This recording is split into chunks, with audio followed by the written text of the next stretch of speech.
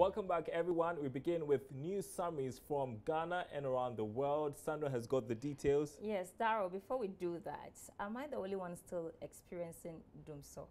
We're having conflicting statements and... Well, on social media, I saw a lot of many comments running about doomsday. So I guess some parts of Accra, we are experiencing these power outages. Are you experiencing that? I'm not. Hey, you're lucky. For me. I hear it's now called dark and lovely.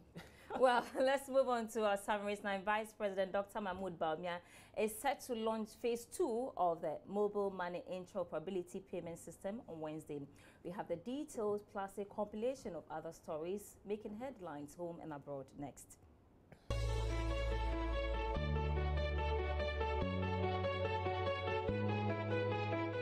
The GNA reports the Vice President, Dr. Mahmoud Bawumia, will on Wednesday, November 28, launch Phase 2 of the Mobile Money Interoperability Payment System at the Ghana Interbank Payment System following the completion of the Financial Inclusion Triangle. In March 2017, the Vice President commissioned the Mobile Money Interoperability Project, and on May 10, 2018, he launched the first phase of the project at the Marriott Hotel in Accra. The Ghana Interbank Payment System GIPS was tasked to lead the project together with 3 mobile money operators, MTN, Vodafone and Airtel Tigo, as well as financial institutions. The completion of the Financial Inclusion Triangle has made Ghana one of the few countries in Africa to achieve universal interoperability, ensuring connection of bank accounts, Momo wallets and eSwitch. Senior lecturer at the University of Ghana, Professor Godfrey Bokpeng, has warned the government against excessive borrowing, warning it could disrupt growth projections. Professor Bokpeng, who is also an Imani Fellow, has doubted Ghana's resolve not to fall back on the International Monetary Fund for assistance after the current deal ends in 2018. According to him, a cursory study of Ghana's relationship with the IMF reveals that on the average, every 3 years, 9 months, Ghana seeks the assistance of the IMF. The renowned professor made the comments during his inaugural Imani Fellowship lecture on how the 2019 budget addresses sustainability concerns post-IMF program.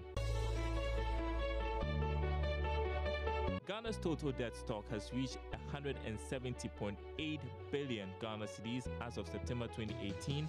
According to the central bank's figures, the country added 11.4 billion cedis to its debt stock between July and August 2018, representing 57.2% debt to GDP. The country within the period accumulated an external debt component of 86.6 billion cedis, while the domestic debt component has reached 84.2 billion cedis. Meanwhile, the country is earning more from its exports compared to amount used in financing imports. This has resulted in trade surplus as at October, reaching a record high of $1.7 billion. The development could go a long way to strengthen the city. Carlos Ghosn has been sacked as chairman of Mitsubishi Motors after his arrest in Japan over misconduct claims. It follows a similar move by Nissan last week amid claims he falsely understated his salary and used company money for personal gain. Mr. Ghosn, who headed an alliance of Renault, Nissan and Mitsubishi, has denied the allegations. According to media reports in Japan, he remains in detention and has not spoken publicly about the affair. Mitsubishi said that, quote, Ghosn has lost the confidence of Nissan and it is difficult for him to fulfill his duties at Mitsubishi. Nissan holds a 34% stake in Mitsubishi but has effective control of the company. A court in Milan is considering charges of corruption against Eni and Shell in a controversial oil deal that led to Nigeria losing an estimated $6 billion. The campaign group Global Witness has calculated the OPL 245 deal in 2011 deprived Nigeria of double its annual education and healthcare budget. Eni and Shell are accused of knowing the money they paid to Nigeria would be used for bribes. The Italian and Anglo-Dutch energy giants deny any wrongdoing.